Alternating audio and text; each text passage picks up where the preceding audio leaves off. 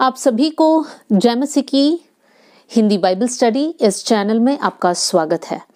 आइए मिलकर एक नए विषय को आज हम सीखेंगे और आज इस वीडियो के द्वारा हम लोग विश्वास के अलग अलग लेवल को सीख सकते हैं।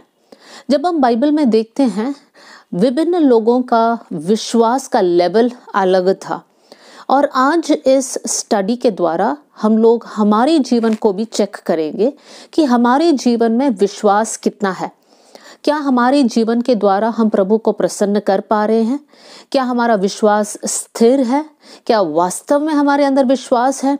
इन सारी बातों पर आज हम लोग थोड़ी देर सीखेंगे। तो सबसे पहले हम लोग फर्स्ट लेवल ऑफ फेथ में जाएंगे।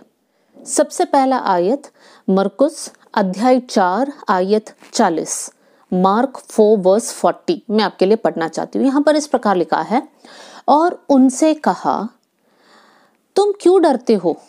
क्या तुम्हें अब तक विश्वास नहीं?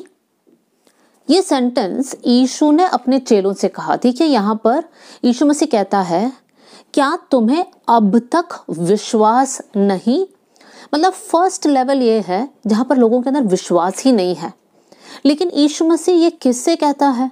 यीशु मसीह अपने 12 चेलों से कहता है।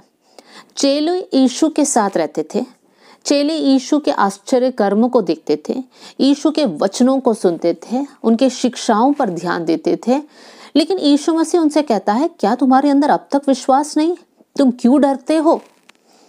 इसका संदर्भ ये है कि यीशु मसीह और चेले नाव में बैठे थे और वो लोग झील पर पार कर रहे थे और यीशु मसीह नाव के निचले भाग में जाकर सो गया और वहां पर एक आंधी उठी और वो आंधी के कारण नाव में पानी भरने लगा और चेले बहुत डरे हुए थे और वो लोग जाकर यीशु को बुलाया। वर्स 38 में हम देख सकते हैं, चेले इस प्रकार कहते हैं, हे गुरु, क्या तुझे चिंता नहीं कि हम नष्ट हुए जाते हैं?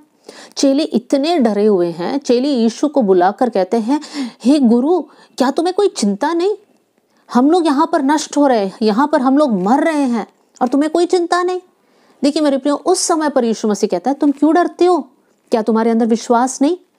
इसका मतलब अब भी चेलों के अंदर विश्वास नहीं। मेरे प्रियो, ऐसे झुंड के लोग जो यीशु के पीछे चलते हैं और कहते हैं कि हम विश्वासी हैं, हो सकता है उनमें से मैं और आप हो सकते हैं। हमें अपने जीवन को जांचना है, नापना है। हमें दूसरों के जीवन को नहीं जांचना है, अपने स्वयं के जीवन को जांचना है।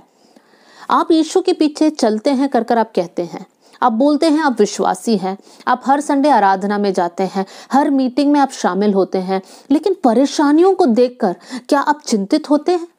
क्या आपको ऐसा लगता है कि यीशु आपका ख्याल ही नहीं रखता? यीशु ने आपका हाथ को छोड़ दिया है? क्या ऐसे विचार आपके अंदर आता है? तो मेरे प्रियो, मैं कहना चाहती हूँ कि आपका विश्वास का लेवल बहुत कम है, ना के बराबर है। आपके अंदर विश्वास ही नहीं है। देखिए चेले कहते हैं वर्स 38 में, गुरु, क्या तुझे चिंता नहीं? और यीशु मसीह ने क्या सिखाया कि तुम्हें किसी बात की चिंता नहीं करना है। हम क्या खाएंगे, हम क्या पिएंगे, हम क्या पहनेंगे, इसकी चिंता नहीं करना, कल की चिंता नहीं करना। आप प्रभु पर भरोसा रखिए। आप अपना विश्वास के जीवन को अच्छे से जिए, आप मेहनत करें। परमेश्वर सही समय पर आपके जीवन के लिए जो कुछ चाहिए प्रभु प्रदान करेगा। मेरे प्रियो, आप सोच रहे होंगे, मेरा भविष्य का क्या होगा, मेरे शादी का क्या होगा, मेरा पढ़ाई का क्या होगा, मेरे बच्चों के साथ क्या होगा। आप चिंतित होंगे। तो आज हमें समझना है, चिंता हमारे अंदर इसलिए आता है क्योंकि हमें प्रभु पर भरोसा नहीं है, विश्वास नहीं है। सिर्फ शब्दों के द्वारा हम बोलते हैं विश्वास है, लेकिन वास्तव में विश्वास नहीं है। तो हमें क्या करना है? देखिए एक और उदाहरण को मैं आपके सामने रखना चाहती हूँ और वो है मरकुस का सुसमाचार अध्याय 9 आयत 22। यहाँ पर हम देख सकते हैं एक पुरुष आता है और वो यीशु के चेलों के पास जाकर कहता है, मेरा बेटा के अंदर दुष्टात्मा है और वो गूंगा है, वो बोल नहीं पाता है इस दुष्टात्मा के कारण। और चेले वहां पर कोशिश करते हैं लेकिन उसके अंदर से वो दुष्टात्मा नहीं निकलती है। और वो पुरुष वो पिता जो है यीशु के पास जाता है और यीशु से कहता है कि यीशु, अगर आपसे हो सकता तो मेरा बेटा के लिए कुछ कीजिए। देखिए वहां पर ये पिता के अंदर विश्वास नहीं है और इसलिए वो कहता है, यीशु, अगर तुम कुछ कर सकते हैं तो कर लो। जिनके अंदर विश्वास है वो ऐसे शब्द नहीं कहेंगे। वो लोग कहेंगे यीशु मेरा बेटा को बचा लो। लेकिन ये पिता क्या कहता है, यीशु तुम कुछ कर सकते तो कर लो। और वहां पर यीशु मसीह उस पिता को डांटता है। यीशु मसीह कहता है तुम कुछ कर सकते हो तो, विश्वास करने वालों के लिए सब कुछ संभव है। देखिए, हमारे जीवन में अद्भुत काम देखना चाहते हैं तो हमें विश्वास रखना है। किस पर? प्रभु यीशु मसीह पर विश्वास रखना है। और वहां पर वो पिता यीशु से कहता है, जो लाइन वहां पर लिखा वो इस प्रकार है, मेरे अविश्वास का उपाय कर। देखिए, ये पुरुष मान लेता है कि मेरे अंदर अविश्वास है, मेरे अंदर विश्वास नहीं है। लेकिन ये पिता विश्वास करना चाहता है लेकिन विश्वास नहीं है, और इसलिए वो यीशु से कहता है कि मेरे अविश्वास के लिए उपाय कर। मेरे प्रियो, अगर आप भी ऐसे एक हालत से होकर जा रहे कि आप चाहते हैं कि आप यीशु पर विश्वास रखें लेकिन विश्वास आप रख नहीं पा रहे हैं, तो आपको क्या करना चाहिए? आप यीशु से प्रार्थना कीजिए, प्रभु से कहे, प्रभु मेरे अंदर विश्वास को बढ़ाना। और बाइबल हमें सिखाती है कि जब हम वचन पढ़ते हैं तब हमारे अंदर विश्वास और बढ़ता है। तो अगर आपके अंदर विश्वास नहीं है, इसका मतलब आप बाइबल नहीं पढ़ रहे हैं। आप एक अनुशासन को बनाइए कि मैं हर दिन वचन को पढ़ूंगी या हर दिन वचन को पढ़ूंगा। और जब आप वचन पढ़ते हैं, प्रभु आपके अंदर कार्य करने लगता है, आपका विश्वास बढ़ने लगता है। तो मेरे प्रियो, सबसे पहला लेवल जो आज हम लोग सीखा वो ये है, एक झुंड के लोग जिनके अंदर विश्वास नहीं है। और हम देख सकते हैं मत्ती का सुसमाचार और लूका की सुसमाचार दोनों में इसी पद को हम पढ़ते हैं, इसी घटना को, जहां पर दुष्टात्माग्रस्त बालक का पिता यीशु के पास आता है। और वहां पर यीशु मसीह जो शब्द इस्तेमाल करता है, मत्ती 17:17 में हम देख सकते हैं, यीशु मसीह कहता है, हे हठीले लोगों। मैं उस आयत को आपके सामने रखना चाहती हूँ। यीशु मसीह ऐसे कहता है, हे अविश्वासी और हठीले लोगों। अविश्वासी लोगों को कौन सा शब्द से यीशु मसीह पुकारता है? हठीले लोगों, स्टबर्न, जिनका हृदय पत्थर समान है, जिनके अंदर विश्वास करने का मन ही नहीं है। मेरे प्रियो, आज आप बलवा कर रहे हैं, आपका हृदय हठीले हो चुके हैं, तो याद रखिए हमें विश्वास में बढ़ना है, हमारे पास विश्वास ही नहीं है। आइए हम लोग दूसरा लेवल ऑफ विश्वास को हम देखने जा रहे हैं। सबसे पहले हमने सीखा जिनके अंदर विश्वास है ही नहीं, और दूसरा लेवल है जिनके अंदर थोड़ा सा विश्वास है, जिनको देखकर यीशु मसीह कहता है, हे अल्प विश्वासियों। यीशु मसीह ने किसको अल्प विश्वासियों कर कहा? थोड़ा विश्वास या अल्प विश्वास का जो आयत है मैं आपके सामने रखना चाहती हूँ, और वो है मत्ती का सुसमाचार अध्याय 14 आयत 31, मैथ्यू 14:31 में आपके लिए पढ़ना चाहती हूँ। यीशु ने तुरंत हाथ बढ़ाकर उसे थाम लिया और उससे कहा, हे अल्प विश्वासी, तूने क्यों संदेह किया? यीशु ने इस आयत को पतरस से कहा। इसका संदर्भ को आपके सामने रखना चाहती हूँ। चेले नाव पर है और झील के बीच में वो लोग आंधी का सामना कर रहे हैं। इस समय पर यीशु नाव में नहीं है, लेकिन चेले जब पहले से ही डरे हुए हैं आंधी के कारण, देखते हैं तो कोई पानी पर चलकर आता है। और जब उन्हें पता चलता है कि वो यीशु है, पतरस कहता है कि यीशु, अगर आप हैं तो मैं भी पानी पर चलकर आपके पास आना चाहता हूँ। और यीशु ने कहा, आजा। देखिए, यहाँ पर पतरस के अंदर विश्वास है कि अगर यीशु है तो मैं नामुमकिन बातों को कर सकता हूँ। और पतरस पानी पर चलने लगा। उस आयत के नीचे और उस पद में हम इस प्रकार पढ़ सकते हैं, पतरस पानी पर चल रहा था, लेकिन पतरस ने हवा और आंधी को देखा, तब वो पानी में डूबने लगा। और उस समय पर यीशु ने अपना हाथ बढ़ाकर पतरस को पकड़ा, उसको थाम लिया और यीशु ने कहा, हे अल्प विश्वासी, तूने संदेह क्यों किया? यहाँ पर विश्वास है लेकिन वो बहुत कम है। इसका मतलब संदेह करने वाले लोगों के जीवन में विश्वास बहुत कम होता है। पतरस ने आंधी को देखा, हवा को देखा और उसके मन में संदेह आ गया कि क्या मैं डूब सकता हूं? अगर मैं डूब जाऊं तो क्या हो जाएगा? क्या यीशु मेरा हाथ पकड़ लेगा?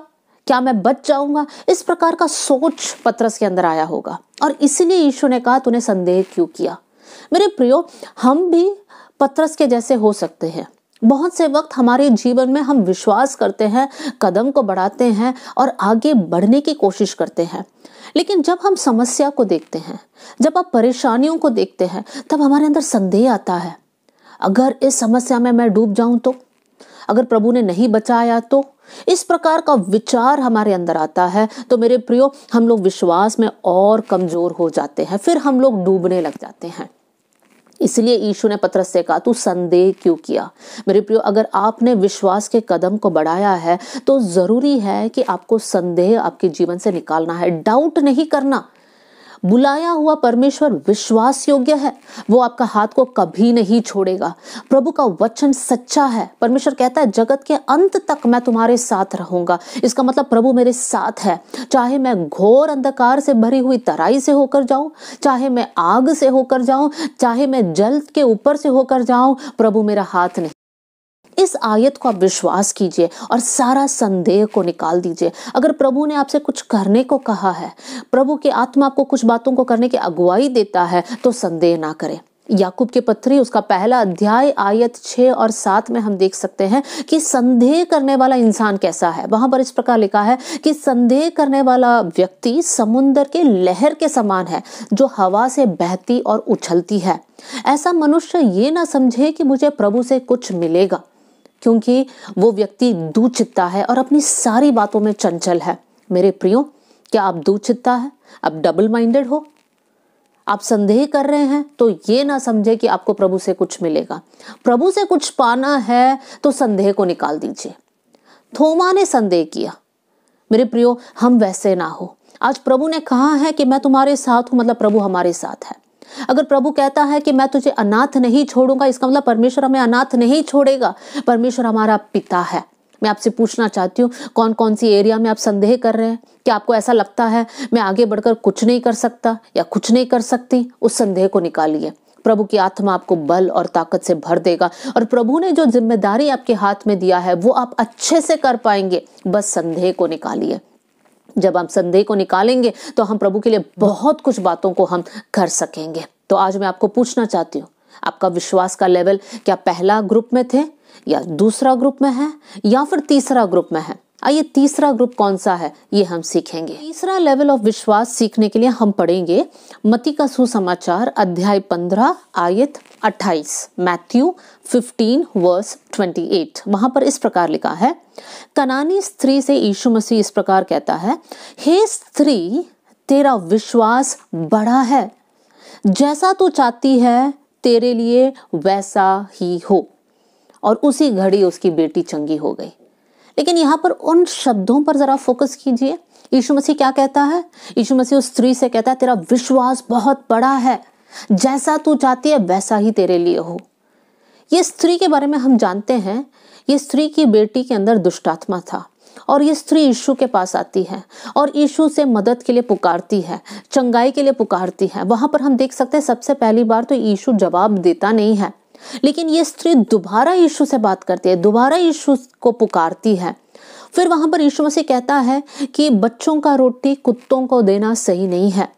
यहाँ पर ये स्त्री नाराज होकर जा सकती है, ये स्त्री बुरा मानकर जा सकती है, लेकिन ये स्त्री वैसा नहीं करती है। उसको पता है यीशु के द्वारा ही मेरी बेटी चंगी होगी और वो वहां पर खड़ी होकर फिर से प्रभु से प्रार्थना करती है, यीशु से प्रार्थना करती है और यीशु मसीह उसका जवाब सुनकर उसे कहता है कि तेरा विश्वास बहुत बड़ा है। मेरे प्रियो, जिनका विश्वास बड़ा है उनके जीवन की खासियत क्या है? सबसे पहले स्त्री के जीवन से हम सीख सकते हैं कि जवाब नहीं मिलने पर भी वो वहां पर खड़ी है और यीशु को पुकार रही है। बहुत से वक्त हम कुछ विषयों के लिए प्रार्थना करते हैं और हमें जवाब नहीं मिलता, तो हमारा प्रतिक्रिया किस प्रकार का है? क्या आप हिम्मत हार कर सब कुछ छोड़कर पीछे हट जाते हैं या फिर उस स्त्री के समान आप फिर से गिड़गिड़ाकर प्रभु के सामने रोते हैं? मेरे प्रियो, आपका विश्वास कितना है? क्या आपका विश्वास बड़ा है? अगर बड़ा है तो जवाब नहीं मिलने पर भी आपका विश्वास कम नहीं होगा। आप प्रभु से वैसे ही प्रेम करेंगे, इनफैक्ट और ज्यादा प्रेम करेंगे। आपको पता है प्रभु जो मेरे लिए करता है वो भलाई के लिए करता है। अगर इस समय पर प्रभु मुझे जवाब नहीं देता है तो वो भी मेरी भलाई के लिए है, क्योंकि प्रभु ने इससे बड़ा कुछ मेरे लिए रखा है। फिर हम देख सकते हैं यीशु ने उस स्त्री से कहा कि बच्चों की रोटी लेकर हम कुत्तों को नहीं देते हैं। यहाँ पर यह बहन को बुरा लगना चाहिए, उसको एक इंसल्ट फीलिंग होना चाहिए, लेकिन इसका विश्वास इतना बड़ा है कि उसको बुरा ही नहीं लगता। वो फिर से यीशु के सामने गिड़गिड़ा कर कुछ बातों को बोल रही हैं, प्रभु से मांग रही हैं। मेरे प्रियो, कभी आपको विश्वास के जीवन में बुरा लगा है? कभी आपको ऐसा लगा है कि मेरा अपमान हुआ है? वो इसलिए क्योंकि प्रभु पर आपका विश्वास बड़ा नहीं है। मेरे प्रियो, यीशु मसीह ने हमारे लिए इतना निंदा सहा, इतना अपमान सहा, इतना दर्द सहा, तो हम क्यों छोटी छोटी बातों के लिए नाराज हो जाए? अगर आज आप अपने कलीसिया के प्रति कुछ कड़वी बातों को आपके मन में रख रहे हैं, आपकी अगुओं के प्रति आप नाराज हैं, तो ये वचन आज आपको हिम्मत देने पाए, उन सारी बातों को आपके जीवन से निकाल दो, आपके विश्वास को बढ़ाओ। हमारे जीवन में जो कुछ होता है प्रभु उसको भलाई में बदल देता है। रोमियो 8:28 में यही लिखा है कि जो भी बातें प्रभु के लोगों के साथ होता है, जो प्रभु से प्रेम करते हैं, उनके लिए सारी बातें मिलकर भलाई के लिए उत्पन्न होती है। आप बीमार होंगे, आप प्रार्थना कर रहे हैं, आपको जवाब नहीं मिल रहा है, आप देख रहे होंगे कि सारे लोग ठीक हो रहे हैं लेकिन मैं ठीक नहीं हो रही हूं। हिम्मत नहीं हारिएगा, आपका विश्वास बड़ा है तो आप प्रभु के साथ बने रहेंगे। बहुत से वक्त हम आशीषों को मांगते हैं, हमें आशीष नहीं मिलता, लोग प्रभु को छोड़कर चले जाते हैं। मेरे प्रियो, आपने प्रभु पर विश्वास क्यों किया? आशीष के लिए विश्वास किया या प्रभु ने जो आपके लिए किया उस बात के लिए आपने विश्वास किया? आपको उद्धार मिला इसलिए आपने प्रभु पर विश्वास किया? आपको परमेश्वर ने अनंत जीवन का वायदा दिया है, उस बात पर आप विश्वास कर रहे हैं? या फिर आप संसारिक धन दौलत के लिए आप प्रभु पर विश्वास किया है? मेरे प्रियो, दानियेल के दोस्तों ने कहा प्रभु हमें बचाएगा, अगर नहीं भी बचाए तो भी हम प्रभु को नहीं छोड़ेंगे। वो है विश्वास, वो है बड़ा विश्वास। क्या आज वो विश्वास हमारे अंदर है? मेरे प्रियो, ये कनानी स्त्री से हम लोग कुछ बातों को सीखने वाले बन जाए। एक और एग्जाम्पल को मैं आपके सामने रखना चाहती हूँ और वो है मत्ती का सुसमाचार अध्याय 8 आयत 10, मैथ्यू चैप्टर 8 वर्स 10। मैं आपके लिए पढ़ना चाहती हूँ। यहाँ पर इस प्रकार लिखा है, यह सुनकर यीशु को अचंभा हुआ और जो उसके पीछे आ रहे थे उनसे कहा, मैं तुमसे सच कहता हूं कि मैंने इज़राइल में भी ऐसा विश्वास नहीं पाया। ये किसके बारे में यीशु मसीह कहता है? यहाँ पर एक सूबेदार है जो यीशु के पास आता है और सूबेदार की बातों को सुनकर सूबेदार कहता है कि यीशु, आपको मेरे घर आने की जरूरत नहीं है, मैं भी एक ऐसा मनुष्य है जो अधिकार में है। मैं कहता हूं जा तो लोग जाते हैं, मैं कहता हूं आ तो लोग आते हैं। यीशु, आप सिर्फ एक शब्द बोलिए और मेरा सेवक ठीक हो जाएगा। इतना बड़ा विश्वास, और ये विश्वास को देखकर यीशु मसीह इस विश्वास का तारीफ करता है। यीशु मसीह अचंभा होता है। वहां पर एक छोटा एस्ट्रिक स्टार साइन है और नीचे जो आयत दिया है वो कनानी स्त्री का उसी घटना है। मतलब वो ये विश्वास और वो विश्वास एक समान है। यहाँ पर यीशु मसीह जिस विश्वास को देखकर अचंभित होता है उसी प्रकार का विश्वास कनानी स्त्री के अंदर था, जिसको देखकर यीशु मसीह कहता है कि तेरा विश्वास बड़ा है। मेरे प्रियो, हमारा विश्वास कितना है? विश्वास के जीवन में आप प्रार्थना करते हैं तो क्या आपके अंदर विश्वास है? प्रभु मेरा प्रार्थना को सुनेगा, प्रभु सुनता है, प्रभु मेरे साथ है, प्रभु मुझे शैतानी ताकतों से बचाएगा। क्या ऐसा विश्वास आपके अंदर है? मेरे प्रियो, कभी कभी आप ऐसे महसूस करते होंगे कि मैं प्रार्थना करता हूं तो भी मुझे ऐसा लगता नहीं है कि प्रभु सुनता है। कभी कभी आप प्रभु की उपस्थिति को महसूस करते होंगे, लेकिन कभी कभी आपको फील होता है कि आज मेरी प्रार्थनाओं को प्रभु ने सुना नहीं, ऐसा फीलिंग नहीं हो रहा है। मेरे प्रियो, मसीही जीवन फीलिंग्स पर नहीं चलता है। आपको कुछ भी फील हो सकता है, लेकिन मसीही जीवन विश्वास के आधार पर है। विश्वास कीजिए कि प्रभु मेरे साथ है, प्रभु मेरी प्रार्थनाओं को सुनता है, परमेश्वर मेरे जीवन के लिए बहुत बड़ा योजना को रखा है, परमेश्वर मुझे इस्तेमाल करेगा, परमेश्वर मुझे बहुतों की आशीष के लिए वो एक उपयोगी बर्तन बनाएगा। इस प्रकार की बातों को आप विश्वास कीजिए और प्रभु आपके विश्वास को आदर देगा। वचन में हम बार बार इस प्रकार देख सकते हैं, तेरे विश्वास ने तुझे चंगा किया। प्रभु के वचन में हम देख सकते हैं विश्वास के द्वारा लोग चंगे हुए, विश्वास के द्वारा उनके जीवन में बड़ी बातें, अद्भुत बातें हुई। आज मैं आप लोगों से पूछना चाहती हूँ मेरे प्रियो, क्या हमारा विश्वास ना के बराबर है, या फिर हम अल्प विश्वासी हैं, या फिर हमारा विश्वास बड़ा है? आप कौन सी कैटेगरी में अपने आप को पाएंगे? समाप्त करने से पहले एक और प्रकार का विश्वास को आपके सामने में रखना चाहती हूँ और उसके लिए हम लोग पढ़ेंगे याकूब की पत्री, उसका 2 अध्याय और आयत 17, जेम्स चैप्टर 2 वर्स 17 आपके लिए पढ़ना चाहती हूँ। वैसे ही विश्वास भी यदि कर्म सहित ना हो तो अपने स्वभाव में मरा हुआ है, उसके साथ साथ मैं 20 और 22 भी आपके लिए पढ़ना चाहती हूँ। पर हे निकम्मे मनुष्य, क्या तू यह भी नहीं जानता कि कर्म बिना विश्वास व्यर्थ है? कर्म बिना विश्वास मरा हुआ विश्वास है और कर्म बिना विश्वास व्यर्थ विश्वास है। 22वीं आयत, अतः तूने देख लिया कि विश्वास ने उसके कामों के साथ मिलकर प्रभाव डाला है और कर्मों से विश्वास सिद्ध हुआ। कर्मों से विश्वास सिद्ध हुआ। यहाँ पर इसका मतलब क्या है? सबसे पहले हमने क्या देखा? यहाँ पर ये लिखा हुआ है कि कर्म बिना विश्वास मरा हुआ है। फिर हमने ये देखा कि कर्म बिना विश्वास व्यर्थ है। इसका मतलब अगर कोई, वहां पर वचन में इस प्रकार लिखा, अगर कोई हमारे बीच में है जो भूखा है और हमारे पास खाना है लेकिन हम उनको नहीं देते हैं और हम उनसे कहते हैं मुझे विश्वास है प्रभु तुम्हें देगा, इस प्रकार का बातें अगर हम बोलते हैं तो वो विश्वास व्यर्थ है, क्योंकि हमारे पास मदद करने की सुविधा है, हम नहीं कर रहे, हम बस बोल रहे हैं विश्वास के द्वारा तुम ठीक हो जाओगे या तुम्हारे पास जो चाहिए वो मिल जाएगा। मेरे प्रियो, आपको करना है। प्रभु ने अगर आपको आशीष दिया है, उस आशीष के द्वारा आपको दूसरों को ब्लेस करना है। अब्राहम एक सबसे अच्छा उदाहरण है। यहाँ पर परमेश्वर ने अब्राहम से कहा अपना बेटा को ले लो और मेरे लिए बलिदान करके चढ़ाओ। अब्राहम के पास विश्वास है, ऐसा नहीं कि विश्वास की कमी है, लेकिन वो विश्वास कब सिद्ध हुआ? जब अब्राहम अपना बेटा इसहाक को बलिदान के लिए लेकर जाता है। और अगर अब्राहम कहता मेरे अंदर विश्वास है लेकिन मैं बेटा को लेकर नहीं जाऊंगा, तो क्या उनका विश्वास वहां पर सिद्ध होता? नहीं। मेरे प्रियो, इब्रानियों के पत्री में से एक आयत को आपके सामने मैं रखना चाहती हूँ। इब्रानियों 11 का 18 और 19, Hebrews 11 वर्स 18 और 19 आपके लिए पढ़ना चाहती हूँ। और जिससे यह कहा गया था इसहाक से तेरा वंश कहलाएगा, वही अपने इकलौते को चढ़ाने लगा, क्योंकि उसने मान लिया, मतलब अब्राहम ने मान लिया कि परमेश्वर सामर्थी है कि उसे मरे हुओं में से जिलाए, अतः उन्हीं में से दृष्टांत की रीति पर वह उसे फिर मिला। यहाँ पर हम क्या पढ़ते हैं? परमेश्वर ने अब्राहम से कहा अपना बेटा को लेकर बलिदान करके चढ़ाओ। अब्राहम ने विश्वास किया कि मरा हुआ अवस्था में से भी परमेश्वर इसहाक को जिला सकता है। इसे कहते हैं बहुत बड़ा विश्वास। और कैसा विश्वास? कर्म सहित विश्वास। सिर्फ बातों में नहीं है लेकिन अपने एक्शंस में भी है। मेरे प्रियो, अगर आप प्रभु पर विश्वास करते हैं लेकिन आपका जीवन उसका साथ नहीं देता है तो वो विश्वास मरा हुआ विश्वास है। फॉर एग्जाम्पल, आपको पता है प्रभु मेरा मदद करेगा लेकिन आप कुछ नहीं कर रहे हैं, आप वेट करें प्रभु मदद करेगा, तो मेरे प्रियो वो विश्वास मरा हुआ है।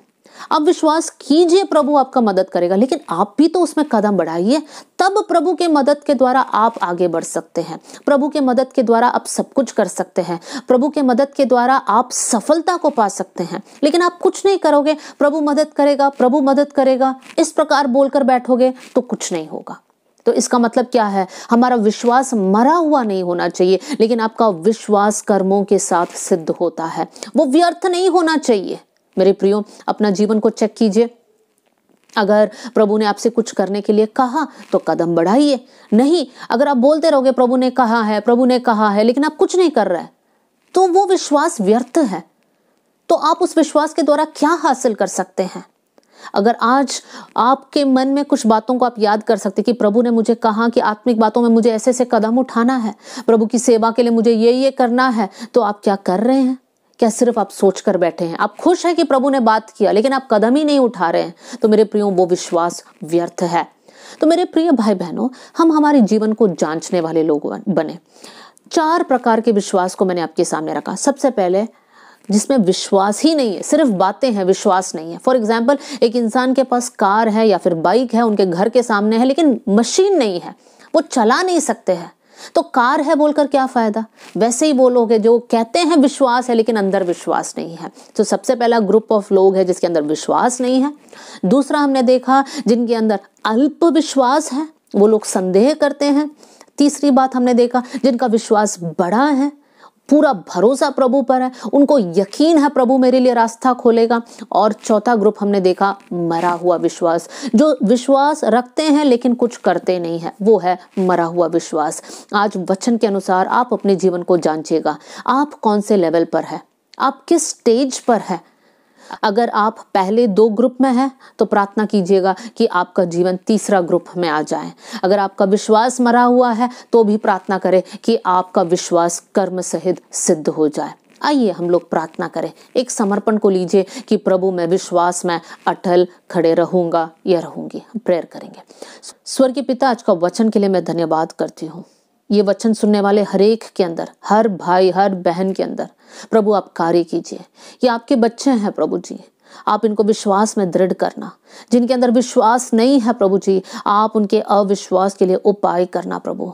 जिनके अंदर विश्वास की कमी है प्रभु, आप उनको बढ़ाना प्रभु विश्वास में। वो लोग वचन पढ़ने पाए, वो लोग स्थिर रहने पाए कर मैं प्रार्थना करती हूँ प्रभु जी। सभी लोग प्रभु बड़े विश्वास के साथ आगे बढ़ने पाए प्रभु जी। हमारा विश्वास मरा हुआ नहीं प्रभु जी, लेकिन हमारा विश्वास हमारे एक्शंस के जरिए सिद्ध होता जाए कर मैं प्रार्थना करती हूँ प्रभु। आपने हमारी प्रार्थना सुन लिया, इसलिए धन्यवाद। सारा आदर और महिमा आपको देते हुए प्रभु यीशु मसीह के नाम से हम मांगते हैं, amen. God bless you all. जय मसीह की।